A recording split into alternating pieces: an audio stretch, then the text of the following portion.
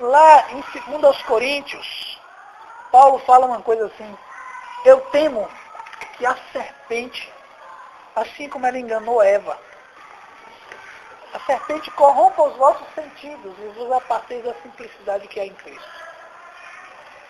O diabo lança setas e consegue às vezes nos convencer a pegar o caminho errado. Nós estamos numa estrada, amados, e ali há placas indicando o caminho. Deus coloca as placas, o diabo também coloca. E quantas vezes ouvimos e damos crédito às maquinações do diabo?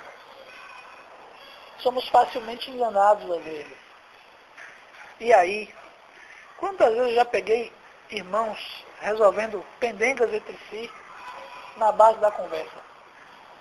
Resolvendo situações na família, querendo mudar a família.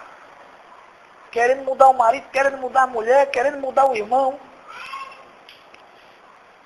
E eu vou dizer, isso aí só produz chateações, indisposições. Não estou aqui desfazendo, porque às vezes é necessário sim o puxão de orelha, às vezes é necessário sim a conversa, a instrução, tudo isso faz parte do papel do sacerdote. Mas, queridos, não entrem onde Deus não estiver. Então, amados, por que insistimos tanto em pegar o caminho errado? Eu acho que é porque a gente não compreendeu a dimensão da coisa.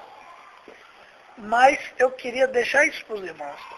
A esperança é que Deus fale com cada um de nós.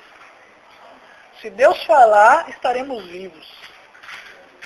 Mas se não ouvirmos a voz de Deus, morreremos. Precisamos, somos dependentes disso. Esse é o recurso certo. Eu queria meditar rapidinho com os irmãos aqui em Jeremias 17. Vamos para lá, todos. No versículo 1, ele fala que o pecado de Judá está escrito com ponteiro de ferro, com diamante, na ponta dos seus altares. No versículo 5, ele diz assim: maldito o homem que confia no próprio homem, faz da carne mortal o seu braço e aparta o seu coração de Deus.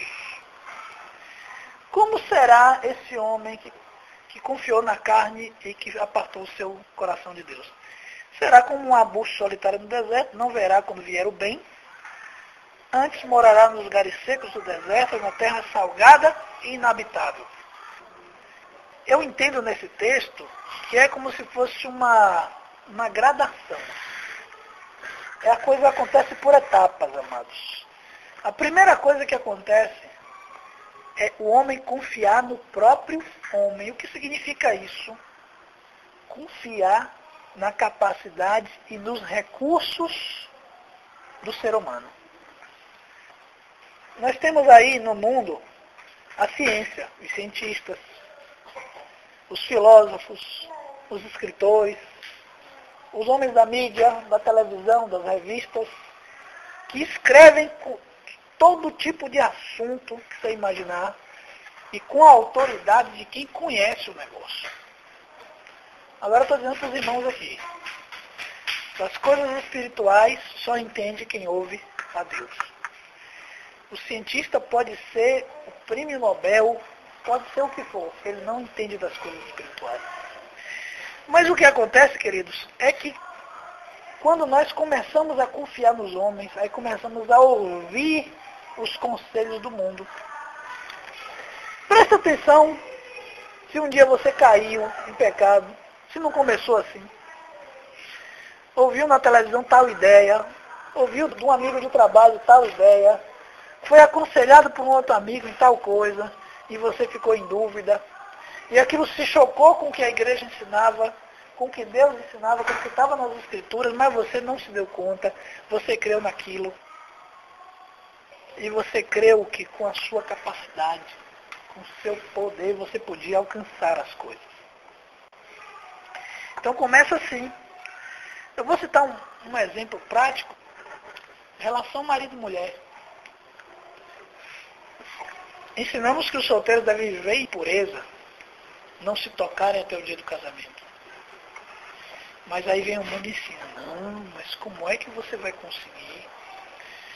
Você tem que conhecer antes.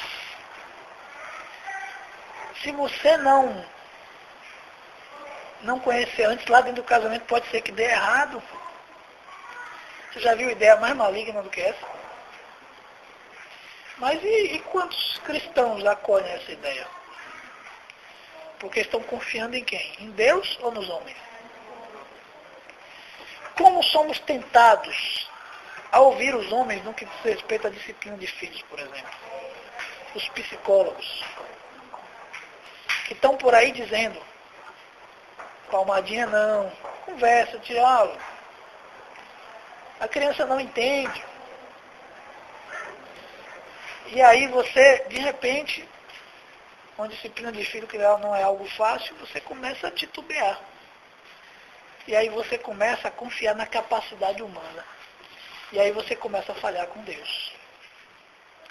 Depois disso, de confiar na capacidade humana, vem a questão de fazer da carne o seu próprio braço. Aí você passa a correr atrás das suas metas, e correr atrás das coisas, e às vezes até da própria vontade do Senhor. Mas você começa a entrar onde Deus não está entrando. Você começa a fazer coisas que Deus não lhe mandou fazer. E você vai tentar vencer com sua própria força. Quantos nós já vimos se exporem ao pecado porque pensavam assim, eu vou conseguir. Confiou no próprio homem, fez da carne o seu braço e acabou caindo de pecado e apartou seu coração de Deus. Por último, acontece justamente isso. É uma sequência. Confia no homem, no modo de pensar do homem, a serpente te aparta da simplicidade que é em Cristo, você começa a pensar igual ao mundo, depois começa a correr atrás das coisas com suas próprias forças, e depois você aparta o coração de Deus.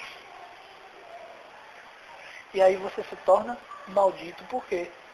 Porque você fica à mercê da sua carne, a sua carne vai produzir coisa ruim. A sua carne não vai produzir santidade, ela vai produzir pecado, e você vai ser escravo dela, porque você não é forte o suficiente para vencer o pecado. Assim como a caneta não tem força para vencer a lei da gravidade. Eu preciso de uma força contrária e mais forte do que a lei da gravidade. Quem é essa força, amados? Cristo em vós, a esperança da glória.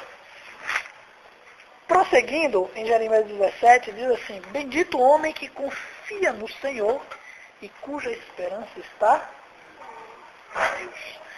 Como será esse homem? Será como uma árvore plantada junto às águas que estende as suas raízes para o ribeiro e não receia quando vem um calor, mas a sua folha fica verde e no ano de sequidão não se perturba nem deixa de dar o seu fruto. O ano tem suas estações e sempre tem a estação da seca. Então nós vamos ter períodos bons e períodos maus, mas os que confiam no Senhor e colocam sua esperança nele, passam bem no período da bonança e no período da sequidão, ele estende suas raízes e vai buscar água no ribeiro. E quem é o ribeiro? Jesus. E quanto mais ele estende sua raiz, mais firme ele fica. Então, amados, Deus é o poder que precisamos. É a única esperança que temos. Jesus é a única esperança que temos. Não se metam a tentar fazer o que é de Deus. Nós somos apenas cooperadores. Só vão, amados, onde Deus estiver. Onde Deus for, vocês vão. Deus não está ali, não vá. Não vá, porque você vai se dar mal.